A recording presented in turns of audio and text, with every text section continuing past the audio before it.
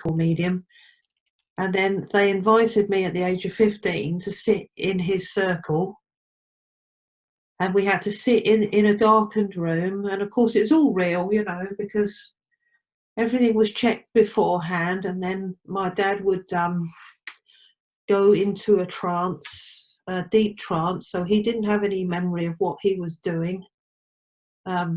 Sometimes you might hear him cough, and that would be it. You know, he'd wake up afterwards and have no recollection of anything. He'd go off on his own journey into his consciousness, and then spirit would come over and take the trumpet and spell things out and put toys in our laps, all sorts of things.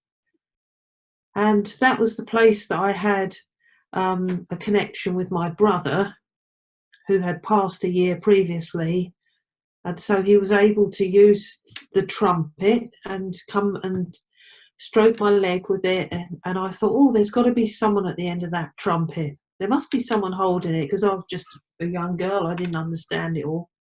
But I felt at home with it somehow. And then I thought, well, there's no hand holding it, because there was luminous paint at both ends of this physical phenomena trumpet. And there was no hand covering the physical of the trumpet. There was no hand covering the luminous paint. So that's how I knew that it was genuine, and that I knew that it was floating around in the air, because a human hand would have covered the tape. It would have covered the luminosity of it. And there was nothing. All I could see was this ethereal sort of misty stuff coming away from the top end of the trumpet. And I also saw a bit of it coming out of the trumpet. So he had direct voice in there at times. They would tape all the events, and then my mother would write them down afterwards. I've still got the book. I'd like to get it published, of everything that was recorded in all of their sessions, which she wrote and made a memory of. And it was lovely. They'd sit every week. Some weeks they wouldn't get anything, and some weeks they would get a lot of things, you know. So they would sit in my mother's friend's loft, and then it got too cold, so they come downstairs and sat in her big front room. They did Christmas events in there. And at one point, it took 2 men to get this bucket in with this Christmas tree, and it was a heavy Christmas tree, and they would tie it into the bucket through the holes of that, and it was heavy. You couldn't lift it. It'd take 2 men to lift it. They untied the tree out of the bucket, lifted it round the room, and bounced it on everyone's lap. So it floated on everyone's lap as like a greeting to them. And then my friend, who was the woman's son, he said that it rained sweets in the room. Sweets came from the ceiling into the room. And I thought, well, that's it. That's incredible. You know, I didn't get to see that one, but I did get to sit in the Christmas circles. And we had a birthday circle for me and my twin, Karen, who was passed over. And she demanded that they make a 16-layer birthday cake for our birthday. So my mother and her friend got together, and they baked a beautiful cake with cooking chocolate, frozen, you know, like cold over the top of it, sets hard. Well, if you cook and cooking chocolate, it melts, then goes hard. So if you go to cut it, you're bound to get cracks in the chocolate. So they left a knife in there for spirit to cut a cake, like a cake knife. There wasn't one crack in that chocolate. It was one clean cut with no cracks whatsoever. And then the birthday card was there. They'd got the card out of the envelope, and the envelope was still sealed. That was still sealed. So she'd read the birthday card, and that would land in people's laps. Toys, you could hear them moving, you could hear the trees, and then you'd turn the lights on at the end of the session and everything would just be everywhere. So they'd leave us all to clear the mess up. And he started off with a lady called Nellie Knight, and Charlie Knight was her husband, and she was also a physical medium. So within weeks of sitting in trance, he never knew he had the gift.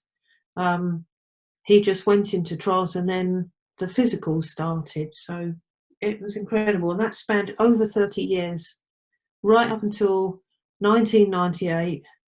He was able to do the physical mediumship, and then it stopped because he had a lot of health conditions and he couldn't do it anymore.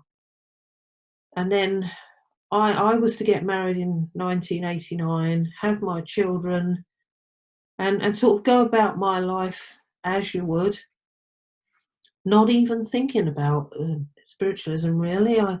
I sort of came away from it. I only ever sat with my dad a few times anyway, so it was very seldom that I got to sit with him, but I just knew that he was genuine. And so I got to the age of about 35, and I went round my friend's house, and we used to have coffee together, and I'd start giving her a few little messages just out of the blue, and that was, some of that was correct, and I thought, didn't take any notice of it. So I began to get more interested in it, and I thought, I don't know, I'll leave a tape recorder on in my house, and I'll ask for the house to be protected. Went out, left an old-fashioned tape recorder on with a clean tape in it. Come back, there was all sorts of things on there. It was like it had been sped up in their time zone, and like somebody had spoken on this tape and speeded it up. And then a huge breath, and then nothing, and absolute silence, just white noise. That's incredible. So I left it a while, because it sort of freaked me out a bit, and I left it a while, and then I thought, well, I'll have another trial, turn the tape over, ask for the house to be protected, and do it again. And then the second time, a little girl's voice came on there, and it said my daughter's name, and playing with her toys in the bedroom. It was my sister Karen, who'd been to visit my daughter so many times. She'd seen her in the house physically, as much as you and me were there. She'd see her quite often, but she'd see her as an adult. But she obviously came to play as a child, because I could hear toys being played with and rattled about. And then silence, nothing else. And so I sent the tape away to be analysed, but I never heard nothing from it and never got the tape back again. So I assumed that they were giving me a message that my journey was about to begin. And so I left it at that. And my daughter was about 6 or 7. We decided to go to Ireland because my ex-husband's father had passed away a few years earlier. And we decided to sort of have a reunion with the rest of his family over there. And so we travelled over there. We enjoyed ourselves. We'd been over there previously.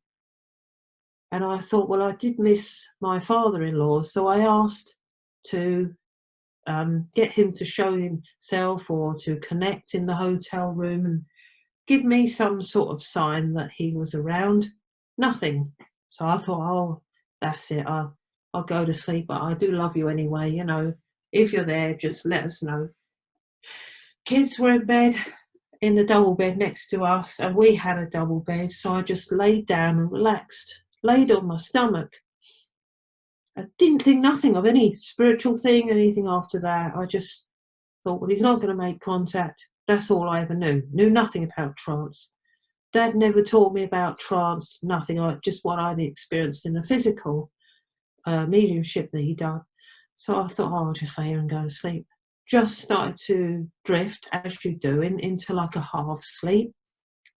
All of a sudden, I felt my stomach very suddenly pulled in, as laying on the stomach, pulled in, and then this voice bellowed out of me. Well, the kids said it was something that they couldn't understand, and it was really loud.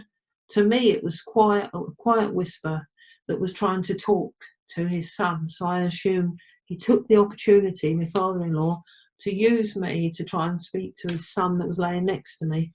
And they all startled and thought, what was that loud noise? The baby in the hotel was crying downstairs, and I thought, what is that? So the next morning I thought, well, how am I going to face them? I'm going to go downstairs, and they might be Catholics or Christians. They're living in Ireland. They're quite like that. And I thought, well, if they say anything, I'm just going to have to pretend I've spoken in my sleep or shouted in my sleep. And they didn't. So I thought, well, I don't know. I've got to find out what caused this. What is it? I thought, I knew it was him, but I couldn't really understand it. So I thought, well, who am I going to ring? Who am I going to ask? And I thought, well, I'll ring my mum and dad's friend. And she was called Jean Kent, and I think she's passed away now. But she was a hypnotherapist, and unbeknown to me, she sat with my dad from time to time, and she was a trance medium herself, and she taught trance. I had no idea about that. I don't know how I went to her. I cannot remember a thing about it. And so she said, well, it's trance. So I said, well, what's trance? She said, well, you should know. Your dad went into a trance. I said, well, he never told me anything about it. And she said, well, I know a lady that could help to develop you, and her name was Kay. And she looks very much like the lady in the blue jumper, actually, this Kay. And so I started a meditation group there. Didn't like it.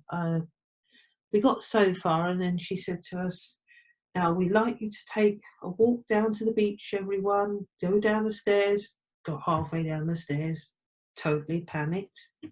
Oh, I can't do this.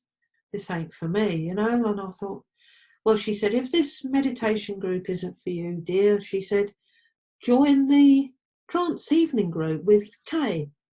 So I decided to join there, and it just fitted in. So I got there that evening. We all relaxed and put some music on, and all of a sudden, this George decided to show up. Now I didn't know who any George was, and he started to speak and said his name. Can't remember what he said after that, but he made me feel very, very tight and in the face and in the whole of the body.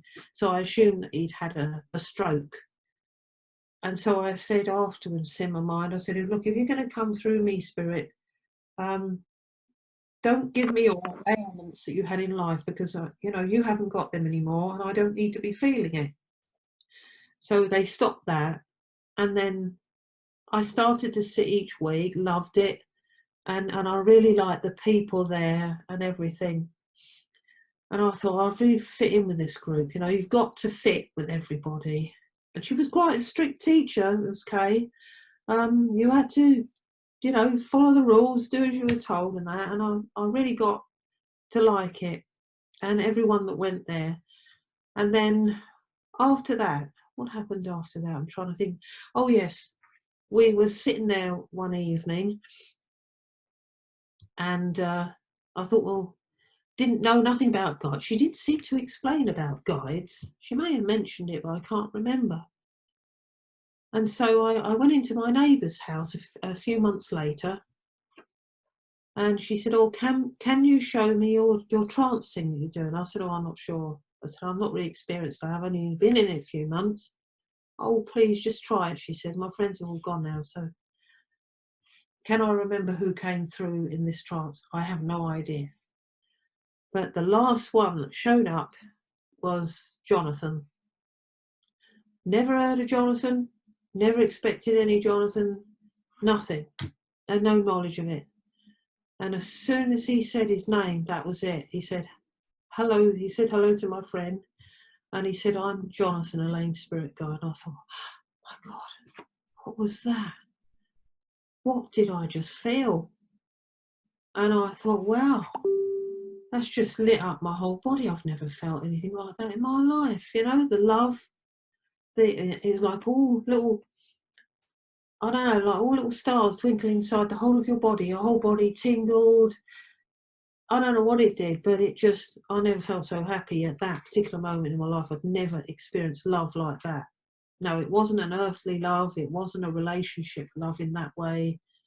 It went beyond this world. I know it did, because I felt it through every part of my being. I felt that love, and I thought, well, that must be his love. I felt like saying, where have you been all my life? And I know who you are, but I don't know who you are, and why.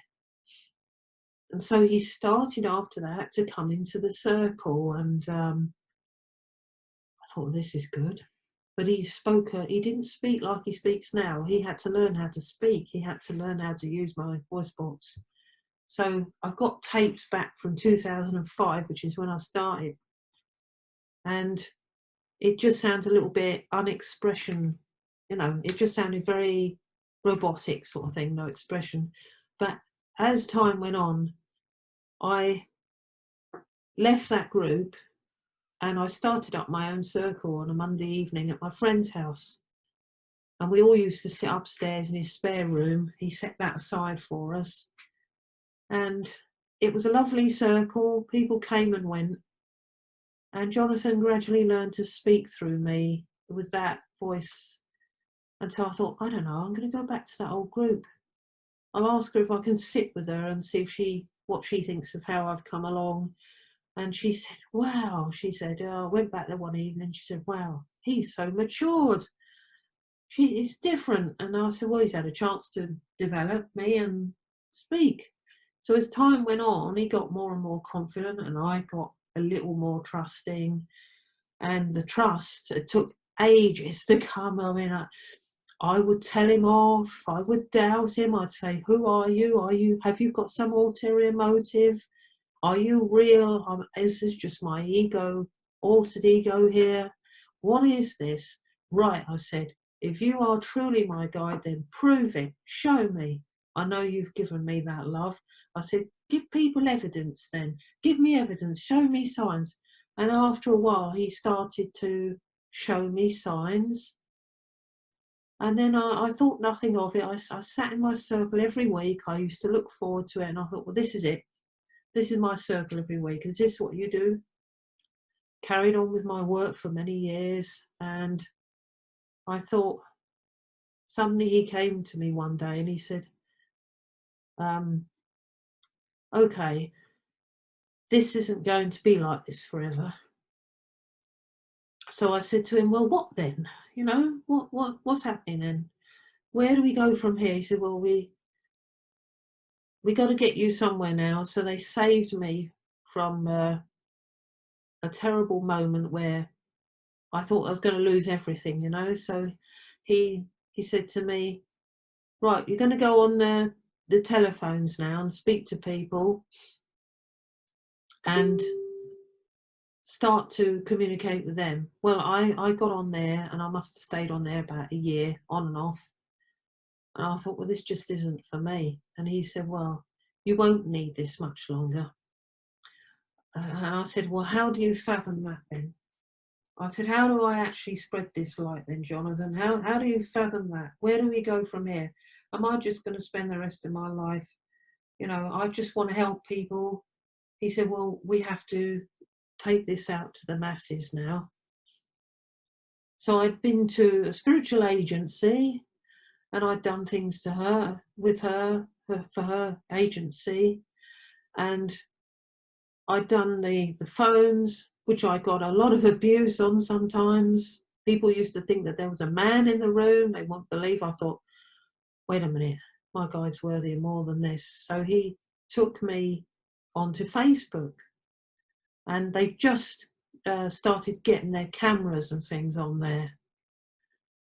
And so he said, well, you've got to go on there. I said, you what? I said, you do realise people are going to think I'm nuts, don't you? They're going to think all sorts of things. And he said, well, it's now or never. So I said, okay, well, you have to help me out here. And so I dared myself to go on there. And I thought, this is absolute madness. I don't know why I'm doing this. Forgive me if I'm doing the wrong thing, God, but you have to guide me here. And I went on there once, very, very shy and reserved, and I thought, this is going to work. Thought nothing of it, and I just, well, if people see it, they see it. If they don't, they don't. Went on there a second time, and the same thing happened. And I thought, well, I said to Jonathan, I don't know if I want this. I said, people might think I'm mad, or they make nasty comments and upset me. And he said, no, just go with it. Just go with it. We'll get you through and you'll see.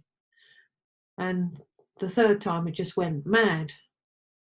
everybody started communicating, and they started asking me to go to their spiritual centres or do readings and things for them, mainly asking for me to go and do demonstrations of what I did. I thought, wow, I'm so nervous.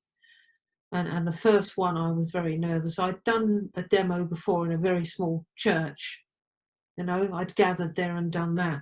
But this was sort of like a tsunami of people wanting me to go to these places and show them what Jonathan was able to do.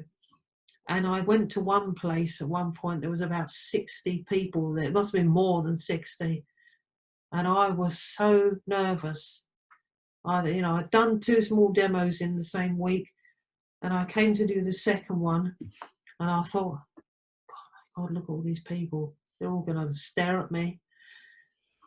But, this journey is up until now. I'll explain to you the art journey now, shall I? So the art, going, I know I'm sort of skipping about here, but the art journey. Well, I've always liked art when I was a kid. I've always liked that. But I didn't really kind of study it at school or get into it or go to art college or anything. And so Jonathan said to me one day, he said, you're going to meet somebody. I'm going to direct somebody to you so that you can connect with me as you've always wanted to do. I said, okay then. Time went by and I met this, believe it or not, another Jonathan on Facebook. And I thought, is this it? And he said, right, okay. He said, we're going to get him to come here. And I thought, how are you going to get him to come to us? He's not even a well man. He's got cancer and God knows what, he'd survived everything. And he was a hypnotherapist. And he was also spiritual. He was able to take people into a hypnotic state through his training as a previous hypnotherapist. And Spirit had led this man onto a journey where he would put these people into hypnotic states and allow them to go to see their loved ones in their mindset. And so he said, well, I'm bringing him here. I said, you are? I said, is it really going to happen? He asked. And he said, we'll get him there, don't worry. And he came all the way from, I think it was Milton Keynes or Liverpool to Kent. And he wasn't a well man. He's still not a well man. And as soon as I met him, I felt like, God, 2 Jonathans. Oh my God, this is amazing. I thought, how is this all happening, God? Really? What are you doing here? So I didn't even know this had anything to do with the art. All I knew is that I wanted to see Jonathan. I wanted to connect with him. So he came to our circle, our regular circle that had been going for 10 or more years by that time. And Jonathan, living Jonathan, sat in my chair that I normally sit in to go into trance. I thought, you can sit in my chair, I said to him. You've come all that way. Thank you so much. And he tried to get he got all the group to relax, and some of them couldn't relax and they couldn't go across. I don't know what was meant to happen that night, but they wouldn't go across, some of them. One did. And he sat me in a chair in front of him, and I was as nervous as anything.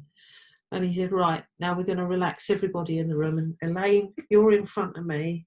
We're going to take you all into the relaxed state.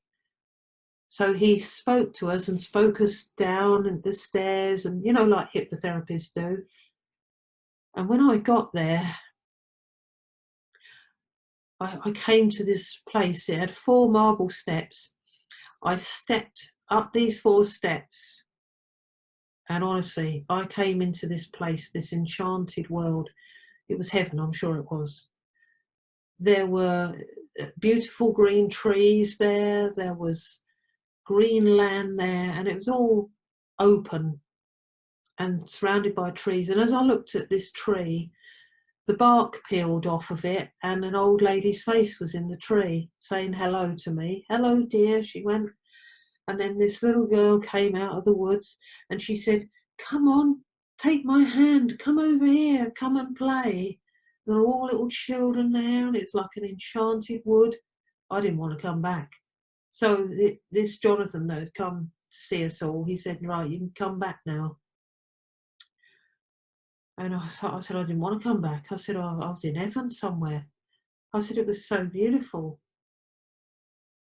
And so he said, right, I'm going to do a regression on 3 of you. And he did a regression on me. And so I think I must have been this little boy that had been treated badly in this particular life. And I was like this, like that. And somebody was whipping me with a whip or something. And he said, well, that's gone now. You can come out of that, all 3 of you. And I thought, well, something's been lifted. I don't know what. But I loved whatever he did. So he finished the evening and we all went home, took him back to his hotel, and I thanked him. And I thought, I'm going to see this man again. I know I am.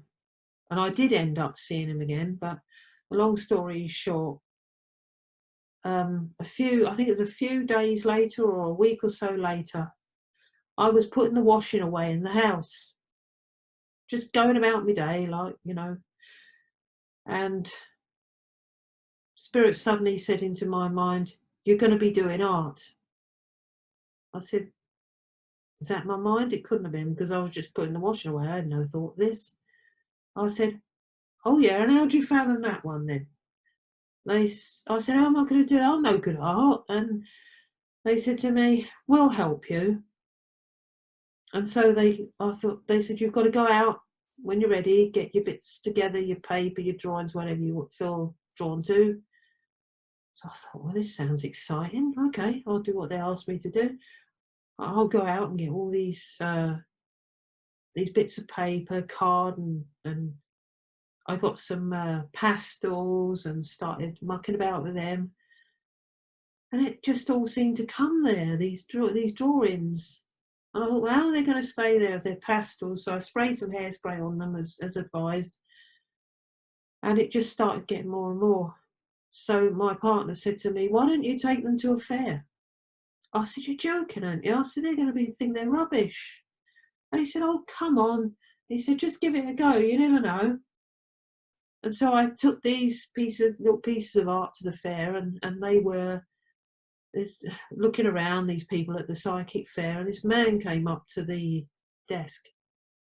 And honestly, he said, oh, these draw you in, these pull you in, don't they? I said, do they? Oh my God, he probably thinks they're rubbish. But people wanted to buy them, so then people started buying them. And I went back to the fair, and then somebody bought another one, and I thought, wow, this is just crazy. And I started getting more and more addicted to doing this art. I thought, wow, this is incredible. I can't stop doing it now, and I haven't stopped since. I've had a bit of a break for the last last week or so, but since then I haven't stopped doing the art. And it was them that told me that I was going to do it. So yes, I did. I didn't have any artistic ability at all. We used to get taught art in school, and that was it. I did enjoy it, but I could never hear what the art teacher was saying. It's like, I can't understand what he's saying. I'm just going to draw what everyone else is drawing anyway. But that was as far as my art went. But Spirit inspired me to do it all. And the more you did, the more you wanted to do. It's like a pleasurable addiction that's better than any drugs or anything else. It was lovely. And the more I did, the more I wanted to do for them. So, it was a lovely time. That was the art. So that sort of came 3/4 of the way through my journey. And I know it's all a bit jumbled up the way I'm explaining it, but I'm not very good at putting things in order. Okay, I'm just going to read it because I think I wrote it clearly. But first of all, I have to say to you, Elaine, that I have shared videos of you and Jonathan with many people because I'm so impressed with the reality of when he comes through you, and especially the video where he explains how he uses your vocal cords. So, so this isn't a trick question. I want to know whether you would consider, even privately with a few people, do something where Jonathan tries to read the minds of the people present, because this has happened in seances where spirits know what people are thinking, and act on their thoughts. Would you, Elaine, be interested in, and for sure you don't have to, but in sometime doing an experiment where under Jonathan's influence, people try to think questions and see if Jonathan can respond to questions that way? Yeah, I'll give it a go. You know, I try to get out of the way as much as possible because I know I can hear. There have been times where my consciousness in the circle has stepped back, and I have felt myself starting to go away further, but I get a bit freaked out by it. I know I shouldn't, but it's like my subconscious or some part of my mind says, "No, you're not going there. You're not ready. We're going to throw you back," and that's that. You know, it's probably a part of my mind that's a little bit not ready for it, but I try to get out of the way in certain situations as much as I can. The deeper I can go, then the more he can come forward and try and do his thing, what he does. The question, Elaine, is that I started in a small circle with only three. Two of us going into a channeling mode, if you like, and everything's on video and also recorded. But we've had a guy through he was asked. He told us that he was asked to come to speak to us by the council of the elders, and it was the major that I'm working with. Our son was actually he is a recovering drug addict, and we thought he was she thought he was possessed. Oh, Or a troubled spirit, and this guy came through and basically he had extreme difficulty in actually what I would term blending, sort of getting into me, if you like, and speaking through me, and it was very drawn out, almost syllable like, so that it was taking 2 or 3 breaths to get each word out. And he said what had actually happened was that it's quite difficult to get these people through, and they put a lot of stress on us. Is there anything that you can actually do to make it easier, because others just seem to slip straight in without a problem? Because I haven't just got one guide, there's a few. You may find that some of the souls that are very, very high, you've got to imagine they've got to come from a very high realm of spirit, and they've got to manipulate a human being's voice box and energy again, and they're very high vibration. So you've got a spirit that is going to come down to a very much a slower vibration, which is us, we're physical, and then they've got to learn how to manipulate that vibration, that energy, and it can't be easy for them.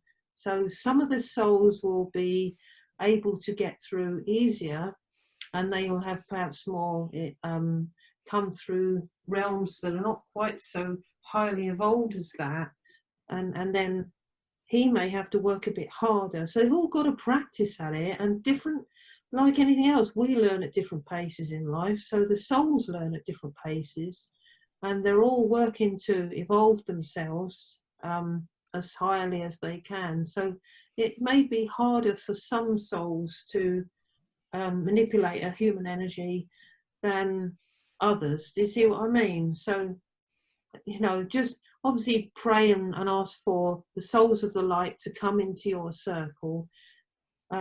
Make sure you do that. Make sure you close down at the end of it, because you don't want to leave yourselves open. So that's what I'd say to you. I think that is sometimes the problem, that if you give that particular soul time to learn and be patient with it, then it should get better over time. Oh, thanks very much, Elaine. Would you have said when you were at school that you had pretty much an average ability still, even though you didn't do a lot of art, you could still draw things and they'd look like what they were meant to? Or were you more a complete art, non-able to do it type person? I think that we were drawing mountains and the ocean once, and I always remember that going up into the loft and staying there. Never know what happened to it, but yes, it did look like what we were asked to draw, because the art teacher directed us how to begin it and everything. And you know, I loved that picture, but it was never ever found, so I assume it's probably thrown away and had to clear out in the loft. But yeah, it did look like mountains and an ocean. Yeah.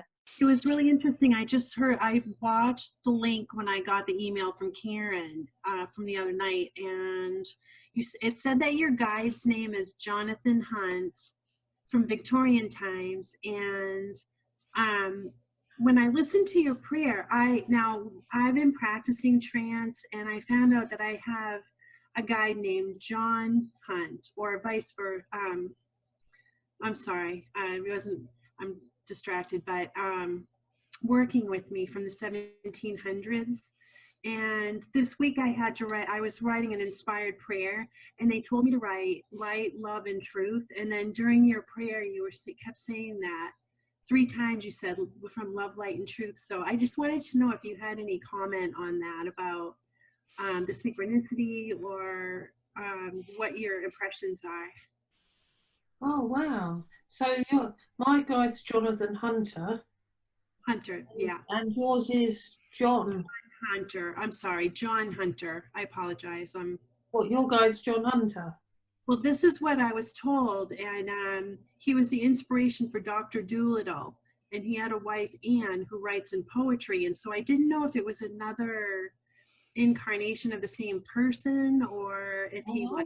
Weird. How strange is that?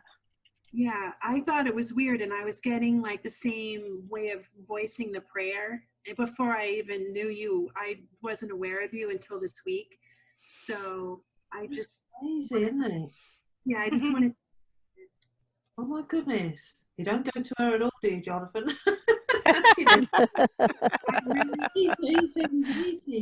I really enjoyed listening to you. It felt very authentic and very much very genuine, and the messages that you were bringing through were so hopeful for humanity right now, and very relevant and deep. And I just wanted to compliment you and thank you for doing this work. I know, thank you. Okay. They'll all continue with it, because we so need it right now. You know, it's... What kind of art are you doing, Elaine? Is it abstract, landscapes, or portraits? All sorts. It's not portraits. You know, years ago, before I did that hypnotherapy thing, I used to sit in my bedroom and draw faces. Now, they were only like normal flat to the paper faces. They didn't really have any. And that went on for months. And I don't know why. It just started, and I started drawing his faces, and they would come through cloudiness and everything. And then it just stopped. It just stopped. I guess I just got... I don't know, just get bored with it, or whatever I did. But I thought, oh, they're beginning to sort of look the same, some of them. And I thought, oh, I just left it. And I've still got some in my cupboard that I put away from 2007, 2008. So, yeah, I did that for a while before the actual painting came about. But I use all sorts of things, you know. I add things to them. So I do landscapes. I get souls coming into paintings. So if you take a look on my Facebook, the lady asked a question, that you'll see all of the paintings that I've done over the period of time since I started putting them on Facebook. I don't think every single one has gone on there, but the majority of what I've done is on there now. So you can take a look on there. That answers the question for Elizabeth Carmel, so I won't ask you to unmute yourself because your question's just been answered, Elizabeth. Sure. Thank you. Elaine, thank you so much. It's been a great hour of information, and it's been really exciting to hear everything that you've talked about. I was just wondering if you could tell us a little bit about what your process is that you go through to actually go into trance, and about how long it usually kind of takes you to get to where Jonathan is actually speaking through you. Well, what I do, my process of going into trance, I can go into trance without music, but I prefer music because music alters the mindset, and music has an influence on the brain or on the mind that helps you to kind of start feeling the experience of spirit being around. I think some people like silence, but I find that silence is okay, but if there's any other distracting noises around, I tend to start thinking, oh, there's a noise there, oh, there's a noise there, and can't seem to resonate with that so much. But music is powerful. I mean, whatever sparks you spiritually with music, turn it on, start to go into the relaxed state. And I even paint to music. I can't paint without music. I have to have the music. But obviously with trance, I can just go into trance, but I prefer music. I don't know what it does to you. It kind of goes through the energy of you and sort of wakes you up to connect with spirit. And then you tend to automatically relax to it because it is relaxing music. So different people like different music and resonate to different music and different sounds, but it affects the brain. So the brain will kind of respond to different types of music. And if you put something on that really makes you feel good and helps you connect with spirit, then that is a good way of going into the trance. You know, you can sit there and meditate for an hour and allow them to come close to you.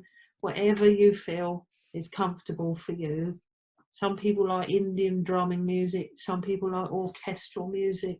Some people like meditation, soft music, violins and things. Different people like different things. So what one finds comfortable, another might think, oh, that's awful. I can't go into trance with that. Doesn't agree with me. If it agrees with you, then go with it. Go with what you would like to hear. So when my group used to sit with me for 2.5 years, I used to give them their own individual music to go down to. I got taught to take them down one at a time into the trance, and they'd all have separate music because not all of them like the same thing. So I'd do what they wanted. It wasn't about what I wanted, it was for them. So I said, well, let me know what music you like and I'll put it on for you. And that made it easier for them then to go into the trance. Yeah, how long does it usually take you, Elaine, to, when you're using your music, to actually get to the point where Jonathan can come through strongly? You know, sometimes he hangs around and I feel a heaviness here, like a drop in my throat and a heaviness in my chest. And I think, oh, he's around, you know, I can feel him. And then another time I have to call him in and I think, well, he might be there, but he's not so close to me. So the music I put on is anything from 3 to 5 minutes, and he's in. And I'll pray and call him, and I always say to him, give me a sign when you're here, just let me know. And I start to feel him changing my features. I've no idea what my face does, but I know that he starts to mould his face to my face. And it's incredible. You know, it's indescribable. I think every trance medium feels things differently, but the majority of them feel their guide's face over theirs. It's a little bit like a veil, a mask that goes over you, your features, and changes them somehow. Mm-hmm. Thank you. Do you ever get high-level guides come through, apart from Jonathan? And if you do you know their names? Yes, I've had Red Cloud has come through, but I can't hold him there. Right. He's very, very strong, and he works from the solar plexus area, not so much the throat, and he can't be held there. I've also had Grey Wolf has appeared very briefly. He's very loud, a bit abrupt sounding, but he's loud. And also I've had what Jonathan calls an outer being, and he's not been for a while, but he used to come to give healing, and they called him Zordon, but not. It was like a P-S-O-R-D-O-N, that sort of spelling. And he would often come and people would start to feel very, very sleepy and deeply relaxed when he started to work on them. So I don't know if he was an outer being or whether he was just like a highly evolved being that would come to heal. But you know, I know they don't really require names. And the one being I have connected with is Jesus. I have gotten out of my body and physically seen him in heaven. I swear on that. You know, Understand. that connection was just out of this, well, it was out of this world, but it vibrated the woman's whole house from top to bottom. That's lovely. Well, Yeah. thanks for that. Much appreciated. Oh, you're welcome. Okay, bye. Elaine, are you doing regular trance sessions on Facebook?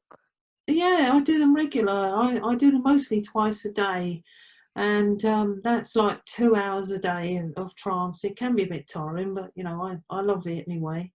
They can get in touch with me through my website, elainethorpe.com, which is a friend that created that, and now my son runs it. And there's a Facebook. We've put the link to your Facebook page up there. Yeah, Elaine Thorpe. And of course there's emails, but I don't always get around to answering them. I sometimes, the son looks at them. If you had to summarize what Jonathan's message is, what would you say it is? I think his message is to bring light to the world and take people's fear away of dying, and to try to awaken them so that they can actually connect to their guides, connect to that higher power, and connect to themselves. And I think that is what the message is, and for them to be healed as well.